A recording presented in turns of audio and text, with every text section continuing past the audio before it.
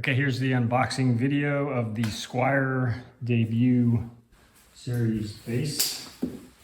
Came in the mail today. Just got home from work with it.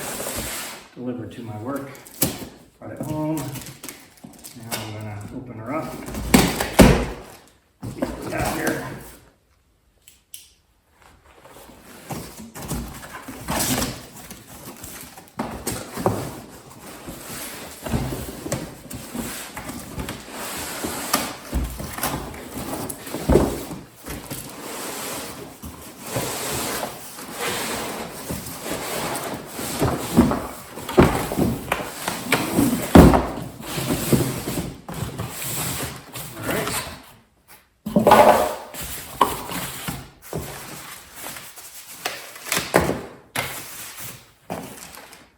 Allen wrenches.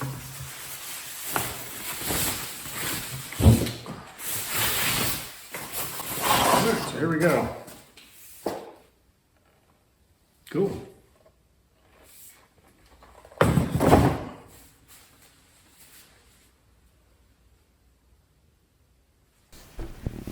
All right, so this is the Squier debut series precision bass. I was actually seriously only a day away from buying a Glary bass as a just kind of a low-end loaner bass that I could let guitar players at our church borrow, because sometimes when I'm not at church and if we don't have an actual real bass player, we might ask one of the guitar players to kind of fill in on bass and play.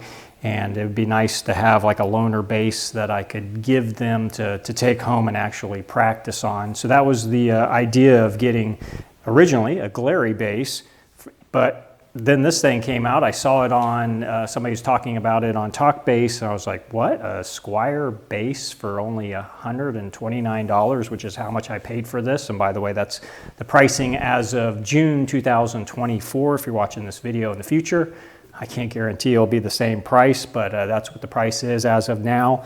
And what's interesting is if you look on my video channel here, you'll see about 2 years or so ago, I did a review video on the Squier Affinity Precision bass. And that bass, and it's, I paid right around $290, I think I paid $299 for the bass a couple years ago, and I think that's still the current list price on that bass.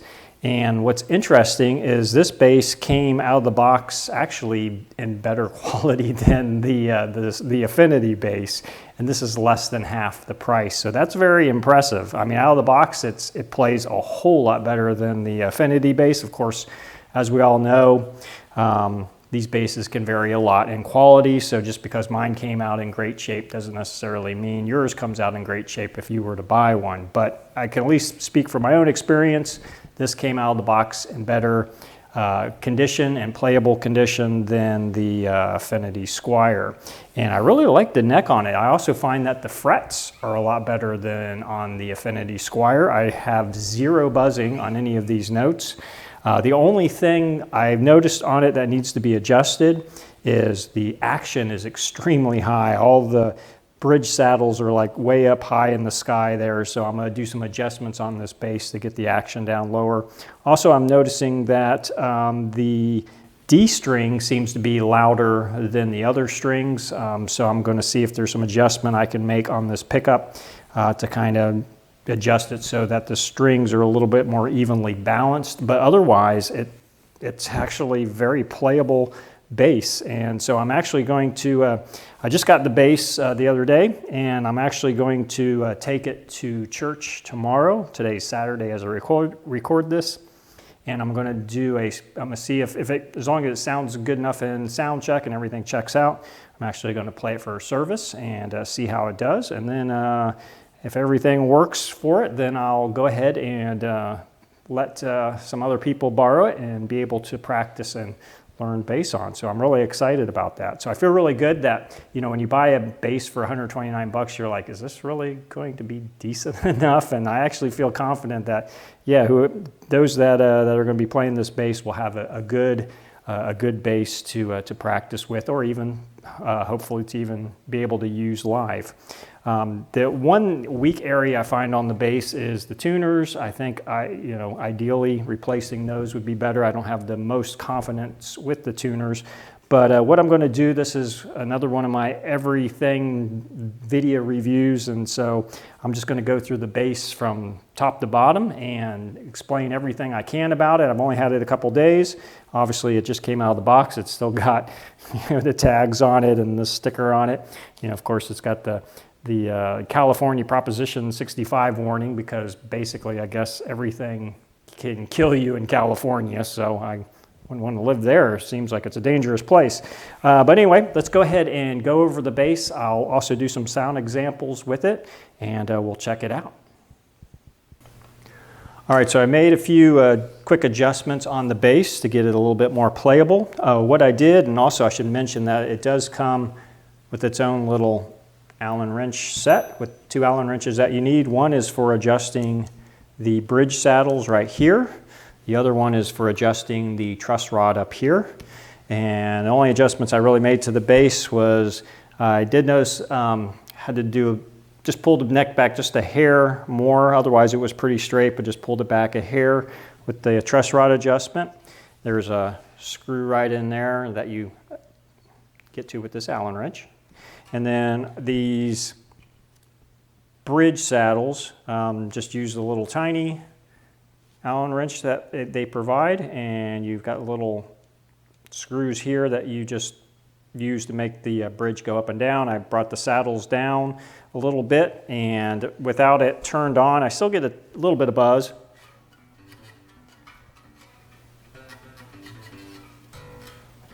I don't know if you can hear that, probably not on the recording there, but once the volume's up, here's with the tone all the way off.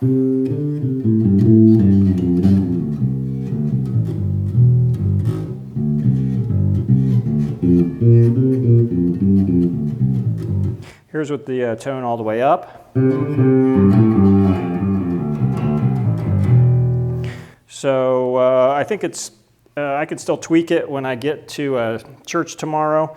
When I play it through the PA, I'll see how it sounds, and if I need to adjust the action a little bit more on it, if I need to bring them up a little bit. Otherwise, I think they'll be fine the way they are. I don't mind the action being a little bit low. And as long as you're not really hearing that buzziness through the PA, we'll see, but then I'll adjust it as need be. Also, another thing I did is I took just a regular Phillips screwdriver, and on this particular lower pickup for the D and the G string, I actually brought, basically what you do is you just screw it down further in order to push the pickup further down, because this pickup was really high right up against the strings, and that's why this in particular, the G string, or the D string in particular, is really sounding super hot compared to the others volume wise. So I think it's a little bit more consistent now. Actually still seem a little bit hotter than they were, or than the other two, but they're a lot less than what they were, so I think it's pretty close, but I can continue to adjust it. But other than that, that's really the only adjustments I needed to make on the bass. And yeah, I think it's, like I said, I think it's more playable already than the Affinity Squier that I had and spent a lot of time adjusting and never really got it exactly as good as I would have liked. And this thing is, I'm shocked for $129. That's very impressive. So yeah, let's check it out some more. All right, so let's take a look at the body on the bass. The one thing I really like about this bass is I love this matte finish red that they have on here. This looks really nice. And it's funny that this color only comes on the low-end Squier bass. I'd actually like to see this on a higher-end bass. But anyway, it's a really nice finish on it. It leaves absolutely no fingerprints whatsoever, which I love. It's just a nice look to it. I really like that a lot. As far as the back of the bass, has your typical cutout, belly cutout there. It also has your typical arm slant there, your whatever you want to call it.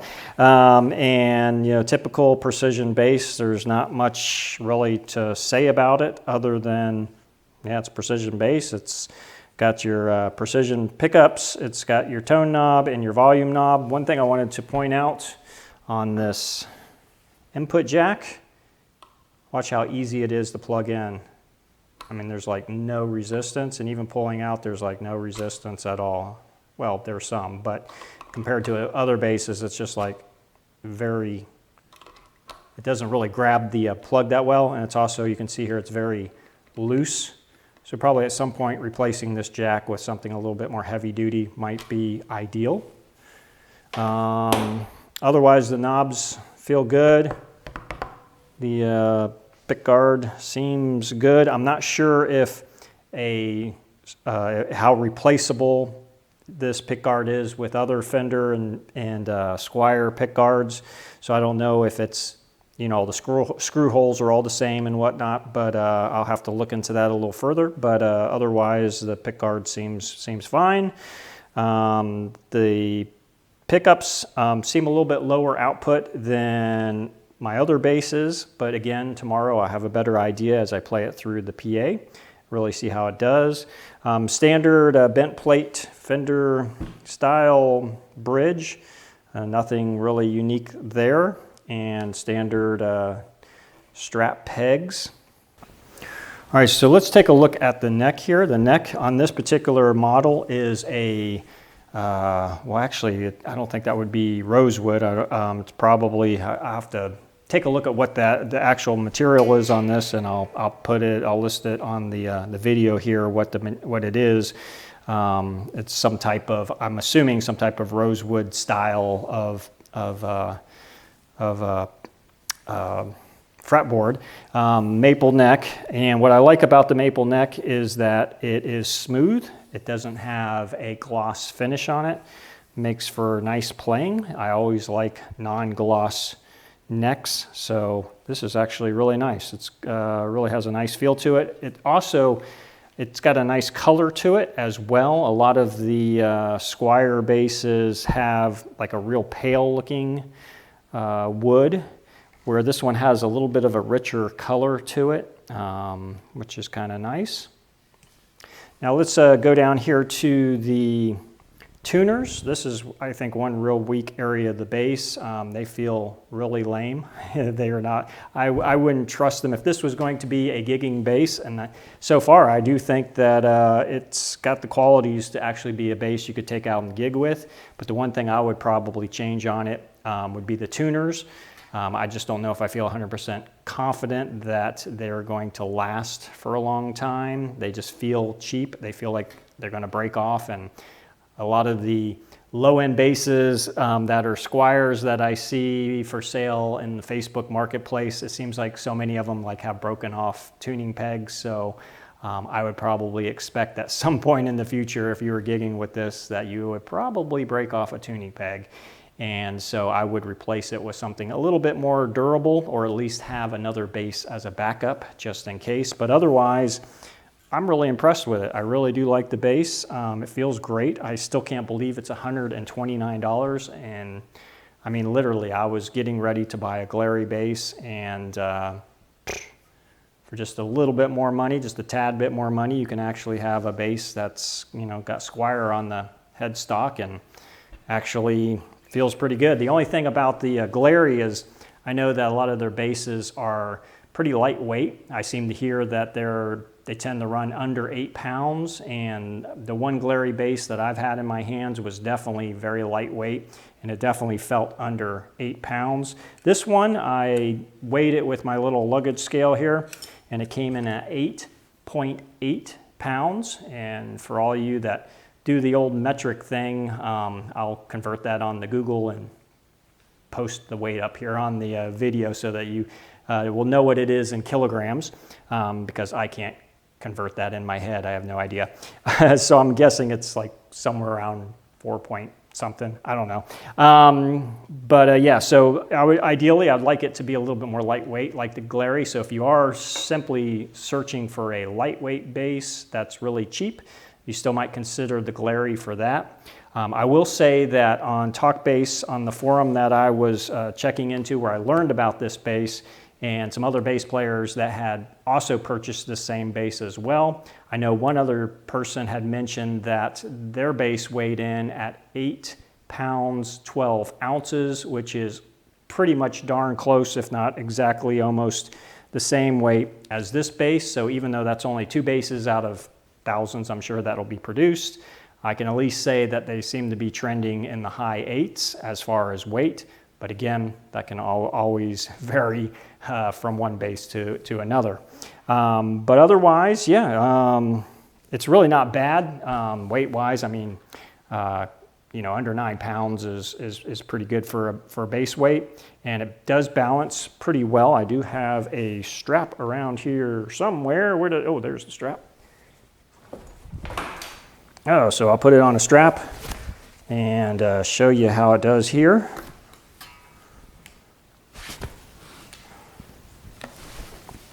All right, so yeah, a little bit of a neck dive, as a lot of basses are.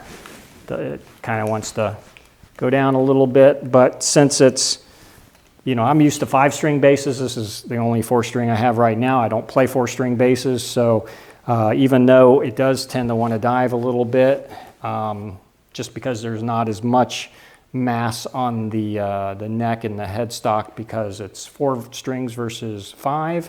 It doesn't feel as bad, even though you tend to want to kind of hold it up a little bit with your hand, which you shouldn't have to do. It still feels very manageable. So yeah, I would kind of say average at best on how it balances on a strap. But ideally, if you're going to replace these tuners, which I think if you were going to use it as a gigging bass, I would definitely replace the tuners. And if you're replacing the tuners, you might as well put some ultralights on there, some Hipshot ultralights or something lighter that'll then help improve the balance of the bass up on this side. If you give it some lighter tuners, then it'll sit a little better balance-wise. And also, I should also mention, this is not, I usually use a 4-inch wide strap that's very comfortable and would probably hold the bass a little bit better, but all my other basses have strap locks on it, Dunlop strap locks. Hard to say that for some reason. Whereas this bass, I just have the standard strap pegs on it, which it wouldn't be compatible with my strap that's already set up with the strap lock. So I just have a secondary strap. This is probably about 2.5 to 3-inch strap, and it's not as grippy and comfortable, but still the bass feels pretty good on this strap. And so yeah, pretty good. So let's I guess the next thing I'll do is I'll take the bass apart and check it out that way. I should say also the strings on it. These are the stock strings. I should probably do a sound example with the stock strings, so you'll know what those sound like. My opinion of the stock strings is they're okay, but they're not what I would use. So either I would put some Ernie Ball Slinkies on, which is kind of the standard for me, or I've got these flat wounds. These are Labella low tension flats. They're actually, I had these on my jazz bass, which is a 5-string, but I just never really bonded with flats on a fretted bass. So I could still use the 4 out of 5 strings that this bass would need. And also what's cool is the silks here at the end actually match the color of this particular bass. So that would be a nice aesthetic touch. So either I'll put flats on it or I'll put these Slinkies on. I haven't quite decided yet. But it just seems a shame to have these flats and to have a precision bass and to not combine the two, because that's kind of a classic combination. But the bass isn't intended for me, so it's intended for others to play, so I'm still kind of debating whether I should just go with standard strings or not. Haven't decided. But maybe I'll just try them out both and go from there.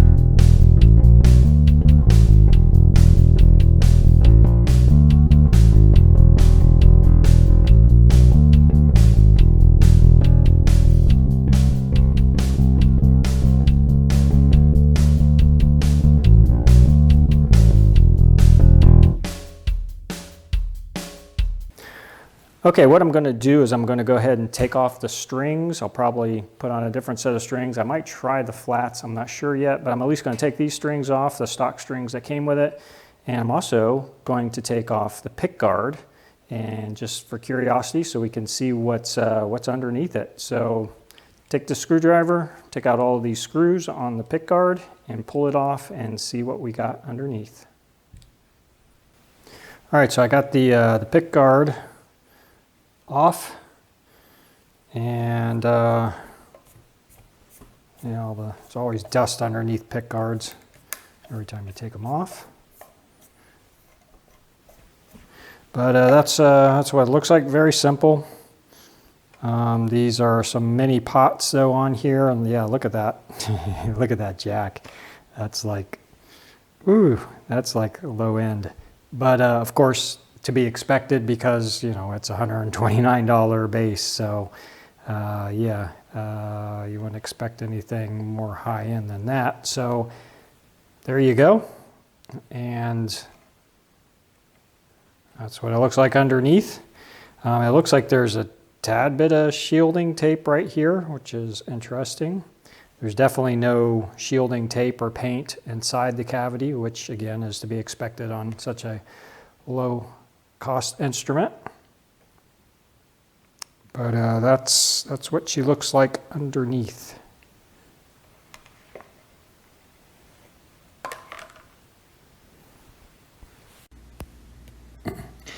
Here's a close-up of the route and the wood for the for the pickup, so you can kind of see how much space is around the pickup. Because my understanding from what I've heard is the placement of the pickup on this bass might not be exactly in the same place as other Fender or Squier basses. So in order to fit the pick guards for different instruments, you might need to shift it back and forth in this route, I believe. I'm just going by some preliminary information that I've heard of people talking about this bass on TalkBass. So I at least wanted to show you how much space is around the pickup, in case you did want to move it around in that route.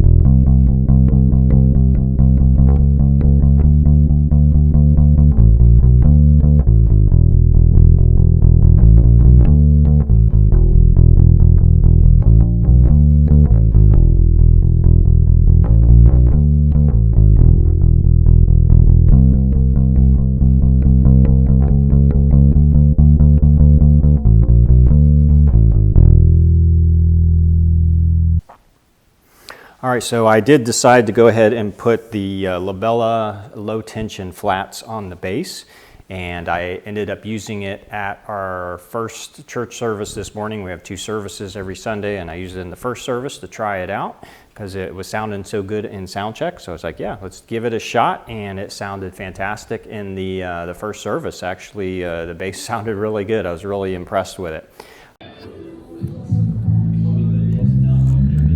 That's today. I was surprised you. Yeah. Yeah, I would love to do that. I've been telling Brad the same thing, man. There's so many technical songs we do.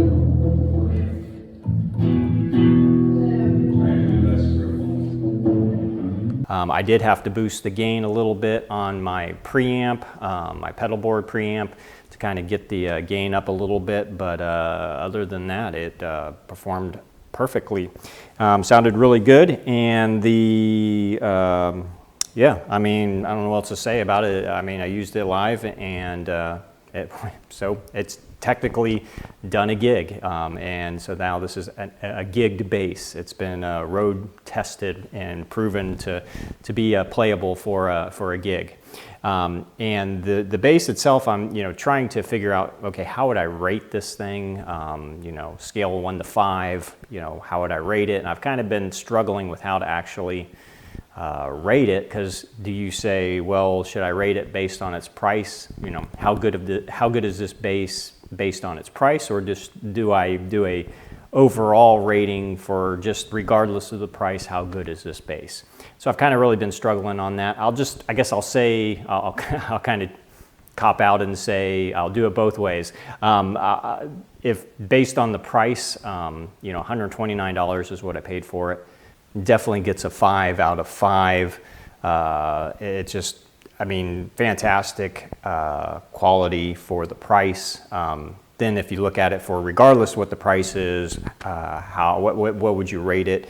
I would say, and I've struggled on this, I'd probably say 3 out of 5, just based on the fact that it actually performed very well as a bass in a live situation for me.